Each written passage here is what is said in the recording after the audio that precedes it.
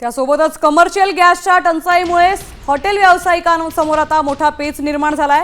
Gas पुरवठा बंद झाल्याने अनेकांनी पर्यायी मार्ग स्वीकारत इलेक्ट्रॉनिक शेगड्या आणि लाकडाच्या भट्ट्यांवर स्वयंपाक करून व्यवसाय सुरू ठेवलाय। यवतमाळ जिल्ह्यात अनेक हॉटेल्समध्ये असे चित्र दिसतंय। तर गॅस उपलब्ध होईपर्यंत या पर्यायी व्यवस्थेवरच व्यवसाय चालवावा लागत असल्याची माहिती हॉटेल चालकांनी दिली आहे।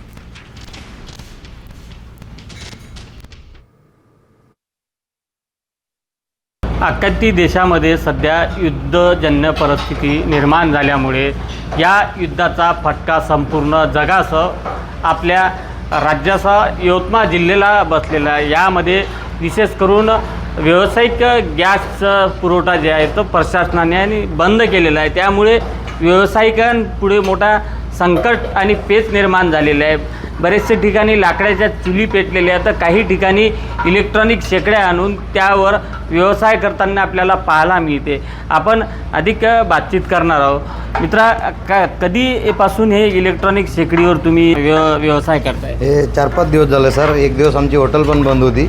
हे आता 4-5 दिवस झाले ते शेगड्या आल्यात आमचे 2-4, तर आता याच्यावर व्यवस्था चालू आहे सर। आणि या शेगडीवर काय काय करता येते? किती भांडे चालतील नेमकं? या शेगडीवर सर 5 किलोपर्यंत काही अनाज पकू शकता तुम्ही। चपाती पण बनते, भाजी पण बनते, ग्रेव्ही पण होते 5 किलोपर्यंत। त्याचे वेगळे कुकर पण भेटतात, नसले तर आपलं कुकर चालवा लागलो आम्ही आता। संजय राठोड, साम टीव्ही न्यूज, यवतमाळ।